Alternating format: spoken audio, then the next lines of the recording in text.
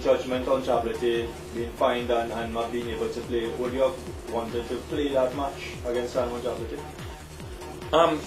You know, it's difficult for me to comment on it and stay on a line whereby I don't bring the league and committee into any disrepute whatsoever. But if I had it my way, I would have loved to see a heftier fine placed on the individual and not the club, because at the end of the day, you know, as I've been saying, Jabloteh is a club with rich football history. It's unfortunate since Terry took over, they have headed in a different direction where community and more so the development of the players were put on a secondary scale, and of course, you know, he has done things with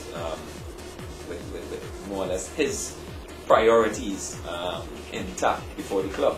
To answer your question directly, yes, I would have loved to see a heftier fine placed on him, and I would love to play them, because I like to do nothing other than play against a team that Terry Fenwick coaches. The result of the game in terms of the Friday night, this Friday's matchup would have been the same. It's just a matter of how much of a margin we would have won by. It's no secret they have been going through some financial difficulties, and Fenwick gave the team 2 weeks off prior to the start of the tournament, so I think it would have been very difficult to catch up on that. As I said before, we were in a camp and our team is prepared. We are prepared to play any team. And I think by right, the top 4 teams in the country will be playing on Friday night, you know, and you know, I relish the fact that we play against Army. If I had to choose an opponent, it would be Army, Defence Force. Okay, Mike, you spoke about changes in the squad. Tell me a little bit, Clayton, he has been training with the club. There's word that he would join the staff as goalkeeper coach and probably feature in matches. What's up with him? Yeah, well, you know, Clayton is back in Trinidad now. He is by no means retired from football. I still think Clayton has, you know, 5 to 6 years playing ability in him.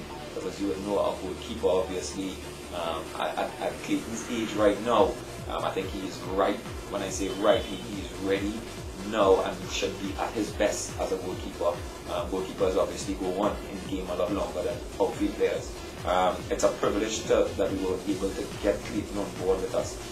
It's not official as yet because of the fact that we are still in the process of working on fine details and retaining him permanently. It's not just about this season, but somebody like Clayton brings a lot of experience not only to the team and the players, but as you rightly said, into the coaching department. But the advantage he will have is that you know, the best avenue for a coach is to show the players. And Clayton, I think, can add to our team and will add to any team. And as I said before, we are very privileged to have Clayton with us. Within the next 2 weeks, by the end of this month, everything should be finalized and should be complete. But for now, he is with us. Yes, he is with us on a short-term basis. And as I said before, we're trying to turn that into probably a 2 or 3 year contract. But the details in the contract obviously will take time to work out because of the enormous figure it is of maintenance. You know, you have a World Cup player and you have a player that can add to any team, not only in Trinidad, but of course, you know, if we played in England for a number of years. So in terms of that, yes, it's a boost to the staff as well, and also a boost to the team because he's been coming in, mixing well with the players, and I think the cohesiveness between him and the other goalkeepers is fantastic. They compete in training, and already the level and the standard in terms of goalkeeper has risen over the past 3 weeks at Clayton.